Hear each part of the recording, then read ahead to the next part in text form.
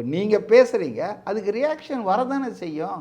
அப்போது இதெல்லாம் வந்து ஒரு பண்பட்ட தலைவராக சீமான் அவங்க தம்பிங்களுக்கெல்லாம் சொல்லணும்.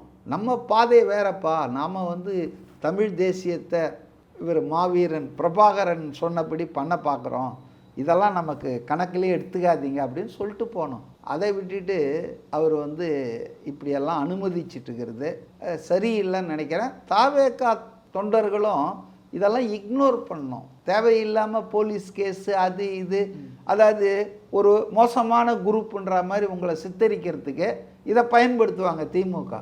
பாருங்கள், ஒரு அரசியல் கட்சி கூட்டம் நடத்தினா அவங்க போய் இங்கே போய் பண்ணுறாங்க, இவங்களுக்கு என்னங்க அரசியல் இருக்குதுன்னு. திமுக வந்து எதிர்கட்சிக்காரங்களை எவ்வளோ பேரை விலை பேசி வாங்குகிறாங்க.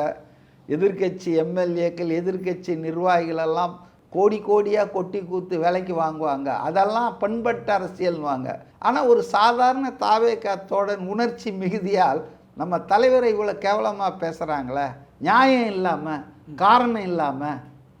நீங்கள் எந்த நியாயமும் காரணமும் இல்லாமல் பேசின கோபம் வரதானுங்க செய்யும்.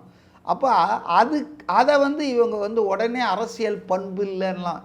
ஏன்னா இந்த திமுக அதிமுக பண்பெல்லாம் நம்ம எவ்வளோ பார்த்துருக்கோம். இவங்கெல்லாம் அரசியலில் ரொம்ப ஊறினவங்க. நான் இது கூட பார்த்தேன், நான் எடப்பாடி பழனிசாமி இவர் எப்படி 4.5 வருஷம் சீஃப் மினிஸ்டராக இருந்தார் அப்படின்னு இப்போ எனக்கு சந்தேகமாக இருக்குது. ஏன்னா இன்கம் டேக்ஸ் வந்து தனக்கு விதித்த அபராதம் 1.5 கோடி அபராதம் என்பது சட்டத்தை மீறியது, தவறானதுன்னு தான் அவர் கோர்ட்டில் கேஸ் போட்டார்.